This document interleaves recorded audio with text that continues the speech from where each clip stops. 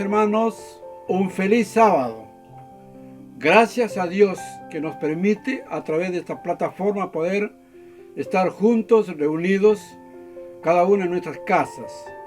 Desde acá, mi familia, le deseamos un feliz sábado y que podamos disfrutar de este hermoso sábado que Dios nos regala. Quiero invitarles a leer un texto de la Biblia, Salmos 27:4, dice así: Una cosa he demandado a Jehová, esta buscaré, que esté yo en la casa de Jehová todos los días de mi vida.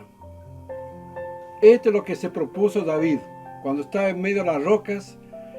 Una cosa, de estar siempre en la casa de Jehová. Esperamos, hermanos, que cuando termine el COVID-19 podamos reunirnos todos juntos para poder disfrutar la hermosura de la presencia de Dios en el templo.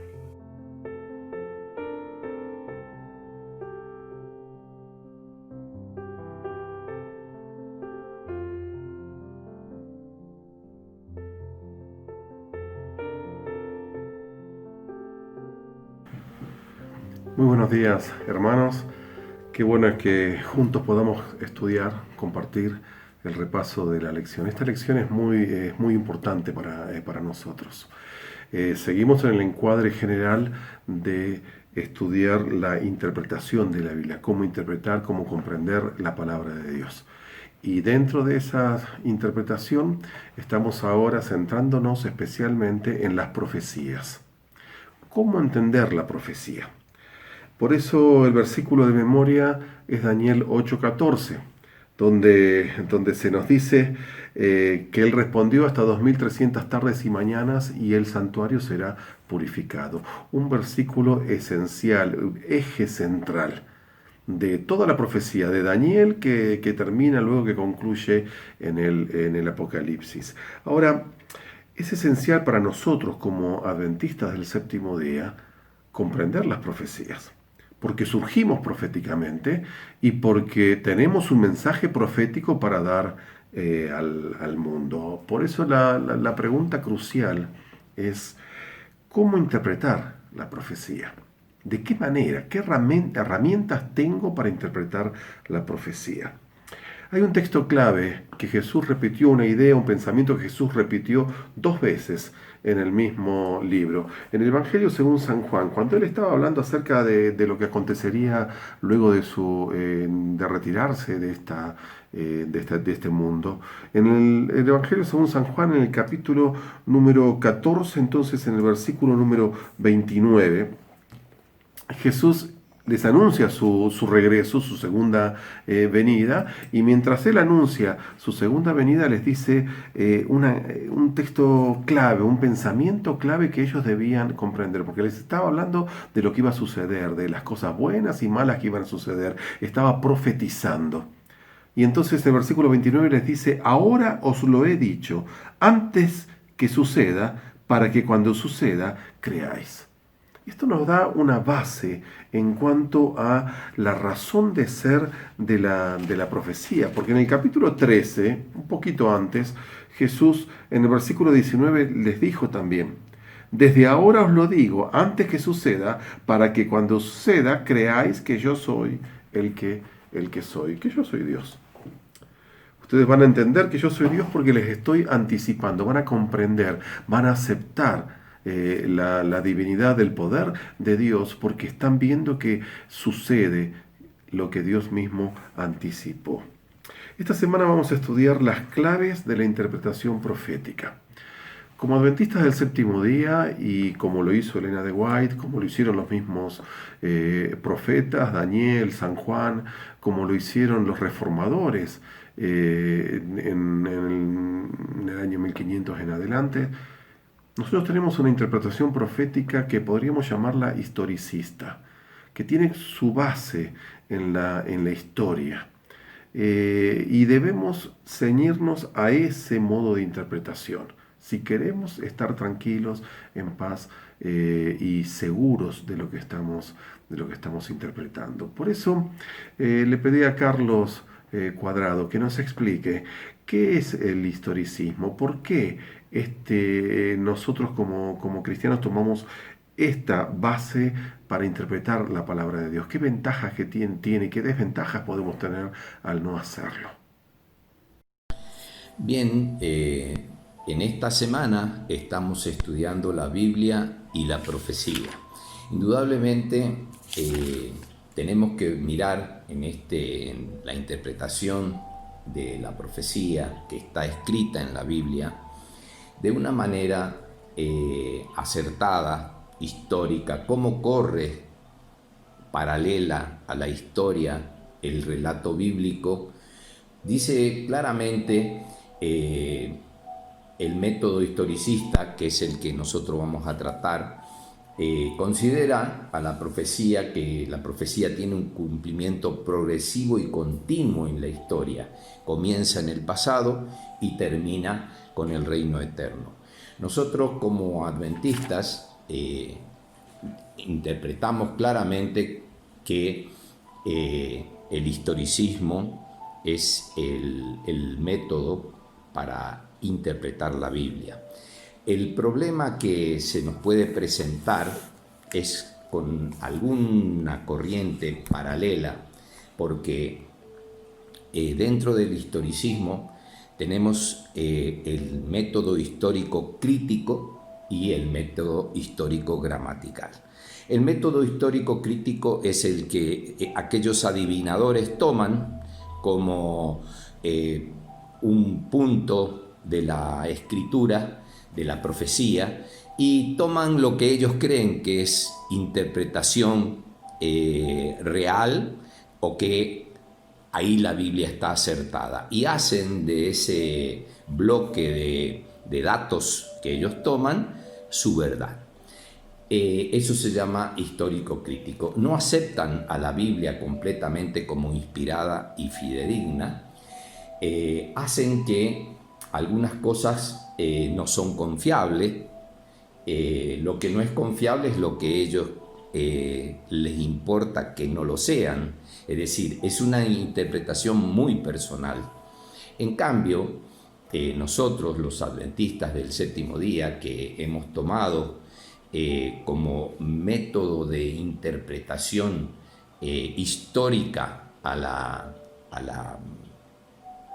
al relato de la profecía, que dentro de la hermenéutica se llama el historicismo, porque ya hemos explicado, yo les di una introducción la semana pasada de lo que era el pensamiento preterista, el futurista y el histórico gramatical. Es decir, nosotros estamos en ese término medio, histórico y gramatical.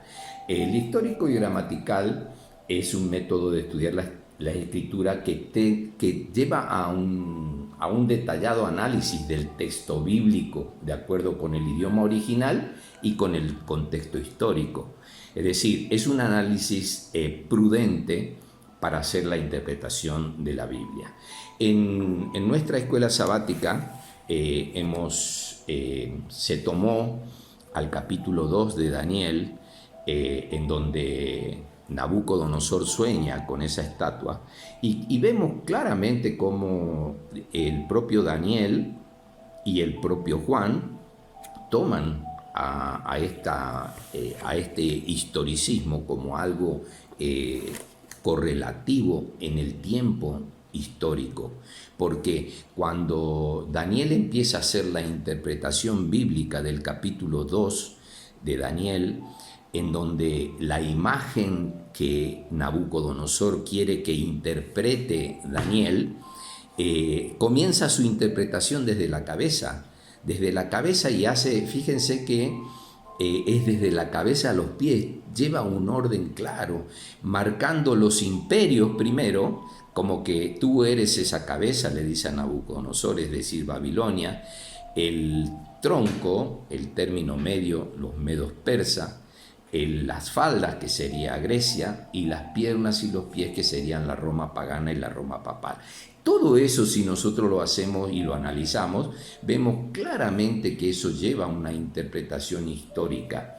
¿Por qué? Porque la tradición adventista de interpretar las escrituras según el sentido sencillo, literal y evidente, directo, es el método el histórico gramatical, que es el de la alta crítica contemporánea. Nosotros tenemos que entender que lo que está escrito en la Biblia es lo que fehacientemente tenemos que sostener, y lo sostenemos de esa manera, así como lo hizo Daniel haciendo esta interpretación. Él no tomó los reinos arbitrariamente, él puso una imagen, dio una correlación, hasta, mira, te voy a decir, hasta los metales que utilizó en la descripción decía que la cabeza de esa estatua era el oro, y vamos a ver la degradación en cuanto a metales, lo vamos a ver claramente. Fíjate que hace una interpretación como que la cabeza es de oro, el tronco es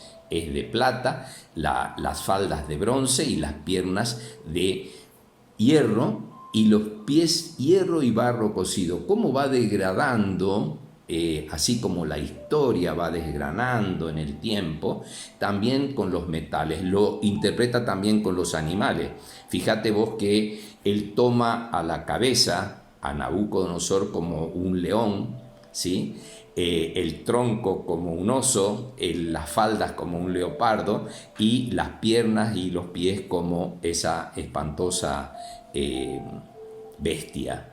Fíjate cómo también la valía, el león es el rey de la selva, sigue el oso, sigue el leopardo, y así se hace la interpretación. Nosotros tenemos que sostener que esta imagen que Daniel utiliza aquí, la utiliza como una visión sucesiva también en el capítulo 7, en el capítulo 8, proveyendo la base profética de la interpretación histórica protestante que los adventistas aún en este tiempo sostenemos. Entonces, nosotros tenemos que hacer y entender que ese método histórico crítico no es aceptable, porque ellos no aceptan la Biblia como plenamente inspirada y fidedigna. Nosotros tenemos el método histórico y gramatical, porque es el método en donde hace que la profecía corra paralela a la historia y puede ser corroborada, porque nadie va a negar la existencia de estos imperios que Daniel detalladamente 700 años antes de Jesucristo hace un detalle tan fidedigno de esto. Bueno, espero que les sirva. Gracias. Muchas gracias, Carlos. Ahora, uno de los pilares de la interpretación profética es el principio de día por año, un principio que no nos concierne a nosotros como iglesia adventista en forma exclusiva. Ya los reformadores lo hicieron, interpretaron la profecía de esa manera. Pero ¿en qué consiste este principio? Si nosotros vamos a la Biblia, en el libro de Números, en el capítulo número 14 y en el versículo 34, allí lo encontramos enunciado. Dice así: conforme al número de los días en que reconocisteis la tierra, llevaréis vuestra culpa durante 40 años, un año por cada día, y conoceréis mi desagrado. Un año por cada día. Hay una representación, hay una razón allí que tiene su origen en el descreimiento de Israel y la razón por la cual ellos estuvieron 40 años en el desierto. Luego Dios toma ese principio y lo representa a través de 40 días. Ahora, en Ezequiel capítulo 4, versículo 6, en otra profecía, que implicaba entonces 390 años y estaba dividida también. Dice, cumplidos estos 390 años, dice, te acostarás sobre tu lado derecho y llevarás la maldad de la casa de Judá durante 40 días, un día por cada año. Nuevamente lo mismo. La representación de un día, proféticamente representando un año. Estos textos claramente nos dan la idea del principio de día por año. Pero ¿por qué tomar esos textos y aplicarlos a la profecía de Daniel, de Apocalipsis, tan lejanas quizás a estos acontecimientos? En primer lugar, porque estamos hablando de libros simbólicos, o sea que están llenos de símbolos. En Daniel encontramos las bestias, los cuernos, las tormentas. En el Apocalipsis encontramos a la mujer representada, encontramos una bestia escarlata, llena de símbolos, símbolos y símbolos. Ahora, ¿por qué? Entonces yo voy a tomar todos los símbolos del Apocalipsis y los entiendo que están representando algo, pero cuando se refiere al tiempo, no. En el momento del tiempo voy a tomar los días literales. No. Si algo es simbólico, todo entonces es simbólico. Y voy a buscar en la Biblia la interpretación de esos símbolos. Y entonces me encuentro con los textos que leí anteriormente que aclaran. Porque en segundo lugar también encontramos que los acontecimientos, cuando yo le aplico el principio día por año, los acontecimientos, las profecías calzan perfectamente en lo que ha sucedido y va sucediendo a lo largo de toda la historia del ser humano. Y en tercer lugar, porque hay una forma única de referirse al tiempo. Cuando la Biblia está hablando de historia, nos cuentan que estuvieron tantos días, hicieron tantos días esto, tantos días aquello. Pero en este caso, fíjense que habla de tardes y mañanas, una manera especial de referirse a los días, el principio de los días. Y tenemos, por ejemplo, la interpretación de las profecías de las 70 semanas. Cuando yo aplico el principio día por año, me da 470 años. Cuando comienzo en el momento, cuando el rey Artajerjes escribe su edicto para la reconstrucción de Jerusalén en el año 457, entonces de ahí en adelante yo aplico el principio día por año 70 semanas, que son 70 semanas entonces de años. 70, ¿cuántos días hay en 70 semanas? 490. ¿Cuántos años está representando? 490. Si yo sigo el cronograma de esta profecía, caigo exactamente en el año de la reconstrucción del muro de Jerusalén, caigo en el año exacto del año de bautismo de Jesús, y allí 3 años y medio, en la mitad del año, a la mitad de esos 7 años y medio, 3 años y medio, la muerte de Jesús. Luego el apedreamiento de Esteban y se empieza a predicar el evangelio al mundo entero. La profecía calza perfecto, porque Dios lo dio de esa manera. Entonces, uno de los pilares de la interpretación profética es el principio del día por año. Ahora, también tenemos, como parte de nuestra profecía como adventistas del séptimo día, la identificación del cuerno pequeño, porque es un eje central dentro de la profecía de Daniel y luego representado por el anticristo en el Apocalipsis. Porque nosotros siempre hemos entendido que la Iglesia romana encarna lo que entendemos como el cuerno pequeño. Los reformadores así también lo entendían. Porque si nosotros estudiamos las características que Daniel capítulo 7 y capítulo 8 dan al cuerno pequeño, encontramos que se aplican perfectamente al modo del surgimiento de Roma, a las acciones y las actitudes de Roma. Por ejemplo, el libro de Daniel, entonces capítulo 7 versículo y capítulo 8 nos dice que el cuerno pequeño surge de Roma. También nos dice que el cuerno pequeño persigue a los hijos de Dios. También se nos dice que tiene una acción contra Dios mismo, porque intenta ocupar el espacio, el lugar que solo puede ocupar Dios en esta tierra. Hace lo mismo que Satanás quería hacer en el cielo. Vemos de que ataca al pueblo de Dios específicamente. Vemos que continúa su vida a pesar de recibir una herida, pero continúa hasta el fin de los tiempos. Y vemos que es finalmente destruido por Dios. Ahora, si nosotros aplicamos todas esas características a la historia de la iglesia romana, vemos que sin duda, sin lugar a dudas, se aplica perfectamente a su origen, a sus acciones, a los hechos que acontecieron dentro de la iglesia y finalmente a su futuro. La historia no se interrumpe en ningún momento. Fíjense ustedes, si tomamos el capítulo 2 entonces y el capítulo 4 de Daniel, allí encontramos una sucesión de poderes que iban a actuar sobre el pueblo de Dios. De paso, por eso es que son estos los imperios que aparecen en Daniel, y no aparecen imperios como los de Oriente sí, los de China, los de Japón y demás. Esos imperios no afectaron al pueblo de Dios. Estos sí. Por eso aparece Babilonia, Medo-Persia, Grecia y luego Roma. Y luego de Roma no es que viene el fin del mundo. Luego de Roma aparece dentro de Roma, no termina, la profecía no da ningún momento por terminada la vida de Roma, sino que se traslada al cuerno pequeño. Roma no es destruida, sino que se transforma en 10 cuernos que surgen de la cabeza de estas bestias. De esos 10 cuernos, solo 7 se transforman en naciones, que son el origen de las 7 naciones europeas, y 3 cuernos son destruidos, según nos dice Daniel capítulo 7, por el cuerno. Es un cuerno pequeño que surge. Esos tres reinos sí, destruidos serían los érulos, vándalos y ostrogodos, que fueron destruidos por el poder de la Iglesia Católica, dado que ellos no aceptaban la Trinidad como lo enseñaba la Iglesia Católica en ese momento. Entonces, un cuerno pequeño, que no un reino, sino un poder. Daniel capítulo 7.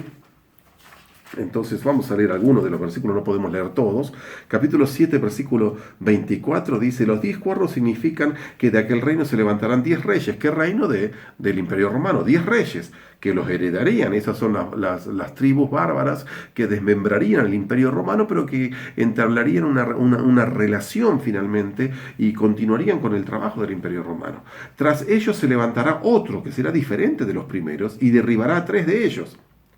Ahí es lo que estábamos comentando. Y entonces dice en el versículo 24, y hablará palabras contra el Altísimo, contra a los santos del Altísimo quebrantará, y tratará de cambiar los tiempos y la ley, la acción específica. Pero el versículo 24 dice: tras ellos se levantará otro que será diferente de los primeros. Diferente. Ya no iba a ser un reino como cualquiera de los otros, iba a ser distinto, de un origen distinto, con una acción diferente.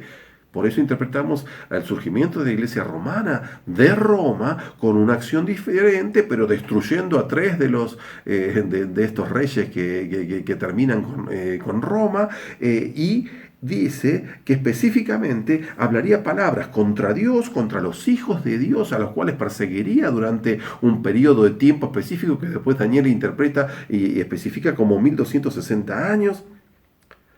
Y hablaría palabras contra Dios, y la Iglesia Católica cumplió perfectamente con esto. Persiguió a los hijos de Dios en el tiempo que debía perseguirlos. Blasfemó entonces contra Dios. Intentó cambiar los tiempos y la ley. El perdón de los pecados fue cambiado.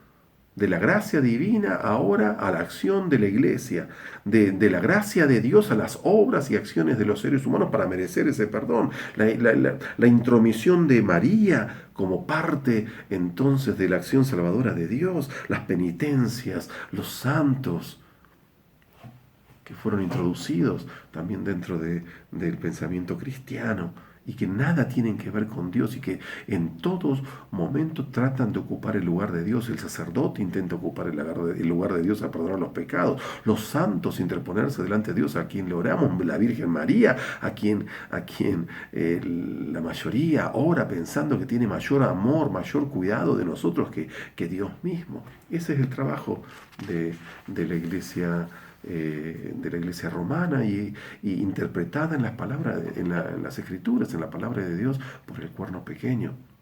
Segundo pilar de la interpretación profética. Tercer pilar, el juicio investigador. Hasta este momento no somos los únicos que interpretamos entonces estos pilares como Dios los muestra en su palabra profética. Pero en el juicio investigador sí.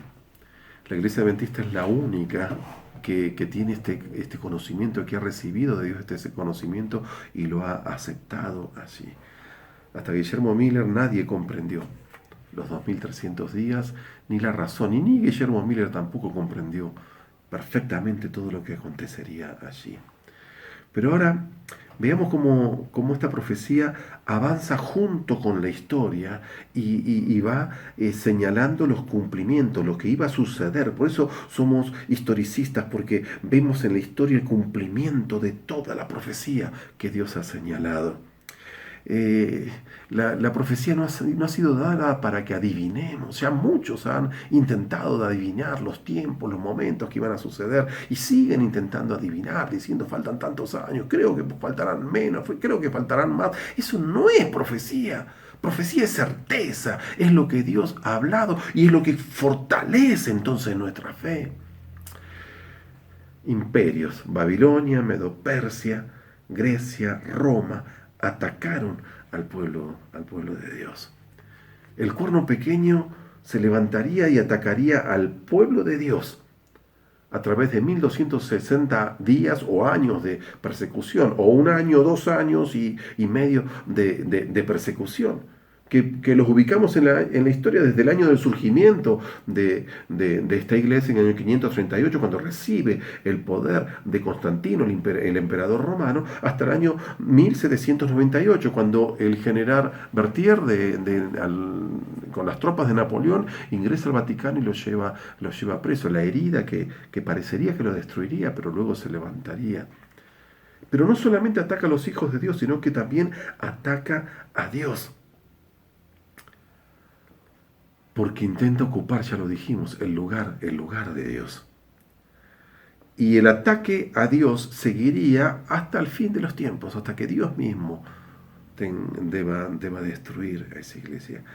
La consecuencia, capítulo 7 de Daniel, estamos versículos 9 en adelante. Mientras yo miraba, fueron puestos tronos y un anciano de muchos días se sentó y su vestido era blanco, y así describe el reino, la acción de Dios y una representación de Dios también. El versículo 10, la última parte termina diciendo: el tribunal se sentó en juicio y los libros fueron abiertos. Y sigue describiendo ese juicio hasta el versículo 14. ¿Cuál es la solución de Dios? La consecuencia que cae sobre esta iglesia y sobre la humanidad misma. El juicio de Dios en acción. En el capítulo 7, el versículo 15 hasta el versículo 28, encontramos en Daniel una explicación de toda esta profecía y de esta visión. Ahora en el capítulo 8, del versículo 1 al 12, encontramos una nueva profecía, y como sucedió en la profecía de los cuatro imperios en el capítulo 2 y luego se repite en el capítulo 4, lo mismo sucede con las profecías de Daniel. En el capítulo 7 se presenta y el cuerno pequeño, el surgimiento del cuerno pequeño, la acción del cuerno pequeño, y en el capítulo 8 se repite nuevamente el surgimiento del cuerno pequeño, la acción del cuerno pequeño. Y llega en el versículo 12 a la misma conclusión que llegó en el capítulo 7, versículo 9. Fíjense ustedes, dice capítulo 8, versículo 12: y a causa de la prevaricación, el ejército y el continuo le fueron entregados, echó por tierra la verdad, prosperó en todo lo que hizo, lo mismo que venía señalando el capítulo 7 que iba a hacer. Entonces oía un santo que hablaba y a otro santo le preguntaba: ¿hasta cuándo durará la visión del continuo, la prevaricación asoladora y el pisoteo del santuario y el ejército? Y él respondió: hasta 2300 días de tardes y mañanas, entonces el santuario será purificado. En el capítulo 7, la conclusión de todo el accionar del cuerno pequeño es el juicio de Dios. Y en el capítulo 8, la conclusión de todo el accionar del juicio del cuerno pequeño es la purificación del santuario. El juicio de Dios y la purificación del santuario son la misma cosa.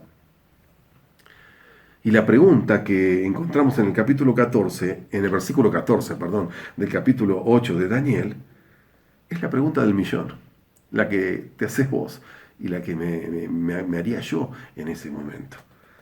Y ¿hasta cuándo? El versículo 13, ¿hasta cuándo durará todo esto? Y la respuesta del versículo 14, hasta 2300 tardes y mañana, y entonces el santuario sería purificado. El juicio investigador. El juicio a través del cual Dios podría posibilitarnos salvación, a vos y a mí. el juicio por el cual se accionan el proceso de salvación que Jesús llevó a nuestra vida. En el proceso a través del cual efectivamente somos salvos, es a través del juicio investigador. Cuando Jesús venga, ya el juicio está hecho. Y ya Jesús sabe a quiénes resucitar y a quiénes no. Y ya Jesús sabe a quiénes mueren en ese momento y quiénes van con Él al reino de los cielos a reinar por 1000 años. El juicio investigador, entonces, es parte central de todas las profecías. Y sin el juicio investigador estaríamos en el mayor de los errores. El tercer pilar, el juicio investigador. También encontramos, y esto lo voy a pasar más rápidamente, en la Biblia, el uso de lo que llamamos la tipología. Tipologías son personas, hechos, instituciones, acciones del pasado que ahora que representan en realidad una acción en el futuro, algo que iba a suceder en el futuro. Y solamente los autores inspirados pueden ser capaces de decir, bueno, esto era un antitipo de lo que iba a suceder. Son palabras que a veces nos confunden. Pero en 1 Corintios 10, 1 al 3 encontramos el Éxodo, como Pablo lo aplica a lo que va a suceder al pueblo en el tiempo del fin. Lo que le sucedió a eso nos puede suceder a nosotros también. Jesús aplica los 3 días que está Jonás en la ballena en Mateo capítulo 12, versículo 40, los 3 días que él iba a estar también en el sepulcro. Y también Jesús en San Juan capítulo 3 versículos 14 y 15 aplica la serpiente de bronce de Moisés a su morir, su crucifixión. Y lo más conocido, Romanos 5, 14, Pablo aplica el primer Adán como un antitipo de Jesús, el segundo Adán. Son ejemplos que aclaran, que dan información sobre el cumplimiento de una profecía. Ahora, mis hermanos, y en esto quiero ser muy serio en lo que te voy a decir. La profecía no está dada para hacer futurología, no es para que adivinemos. La profecía tiene una certeza, pero la certeza entonces a veces no nos satisface en cuanto al deseo que tenemos de cumplimiento de esto o de saber cuándo y el momento. Siempre el problema del ser humano ha sido el cuándo. ¿Es importante? Sí. ¿Es necesaria? Sí. Pero Satanás quiere desviarnos. Satanás quiere entretenernos. Y Satanás quiere dividir al pueblo de Dios. Y si es necesario, va a utilizar la interpretación profética para destruirnos. Últimamente escuché, creo que Jesús vendrá dentro de 7 años. Barbaridades. Creo que Jesús viene en 2030. Satánico. Es tiempo de huir, es tiempo... Cuidado, ya todo nos fue mostrado claramente, no te dejes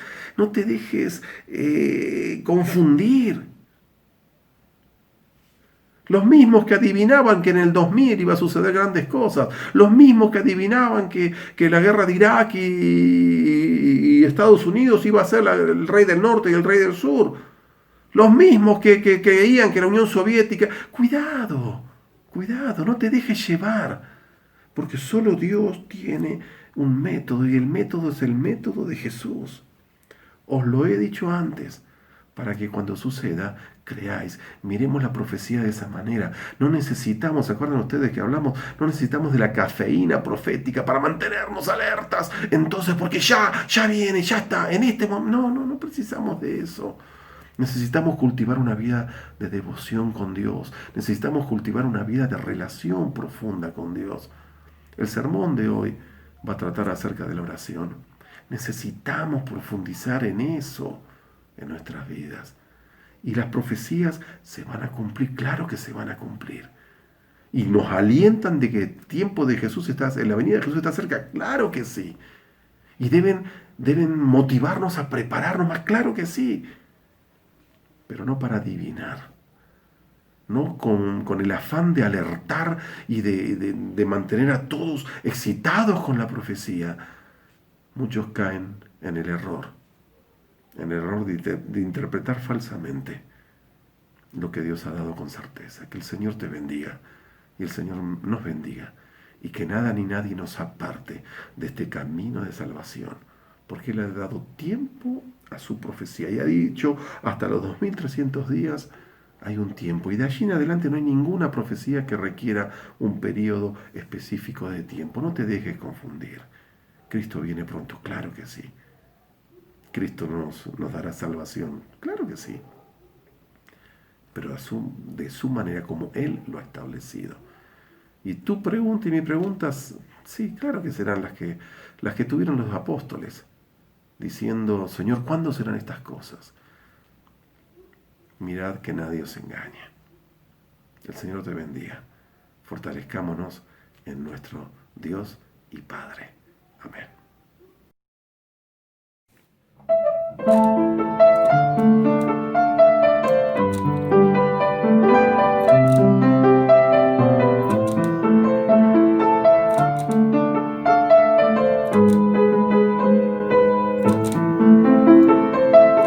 Jesús mi guía es, mi amigo y protector, refugio de todo mal. Y cuando temor me da, yo confío en Él, yo confío en Él. Aunque débil soy, me da su poder y su amor. Jesús mi Redentor, me guardas del temor y llenas mi corazón con cantos de salvación. Confiaré en ti, yo confío en ti. Aunque débil soy, me das tu poder y tu amor. Yo confío en ti.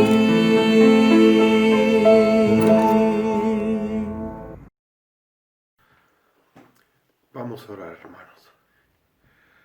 Amoroso Dios, querido Padre, gracias te damos por tu palabra, gracias por la profecía, gracias porque podemos estar seguros en medio de situaciones difíciles como las que estamos viviendo ahora. Queremos pedir que tú nos des la suficiente fuerza y sabiduría para poder siempre interpretar tu palabra de la manera correcta, para no ser llevados de aquí para allá por ideas, por pensamiento, por todo viento de doctrina, como dijo el apóstol San Pablo, sino que permanezcamos firmes en la verdad, sabiendo que fiel eres tú, que has prometido lo que está en tu palabra. Bendice a mis hermanos, bendíceme a mí también, y que tu presencia nos acompañe durante todo este día santo. Te lo pedimos y agradecemos en el nombre de Jesús. Amén.